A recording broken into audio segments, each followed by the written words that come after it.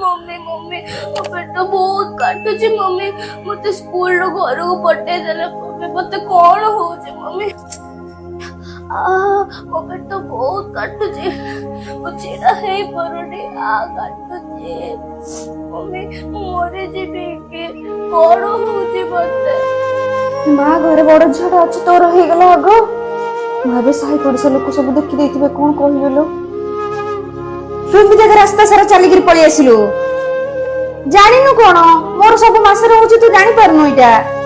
रो side रे आसना पाखको जमाना पिंदिबु गाधे की ने गाधे बागर हळदीटा लगे गाधेबु आने हाथ देखा दूर र हाथ देखा दूर र सुना गाधे की आसला पर कहबु मते मु लुण टिके चावल टिके देबी खाइबु से घरु टोटाली बाहरिबुनु गोटिए घरे तू रहिबु हैला रह तो पे बासन आणुची तो मैट आणुची तू तोर अलग रे सोइबु तो कहा बासन रे खाइबुनु बापा भाई को पाखु जमा जिबुनु अलग कमरा रे रहिबु तू सेठी ठिया मु नै के आउची ए बासनटा तोर हला एइथरे खाइबु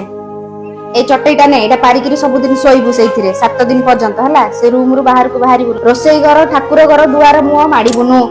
आचार पापड़ किछि छुइबुनु हला मम्मी आमे जो विषय कथा हेथिलो सेडा मोर हे गला आ तमे जो मते किट देथिलो सेडा मु यूज करली very good brave girl use करले तो सेटा किटटा ओके जा बिके गाधे की फ्रेश हे जा बाथरूम रे तापर रेस्ट में जा ठीक है फ्रेश हे गलु ने एटा आराम लागिबो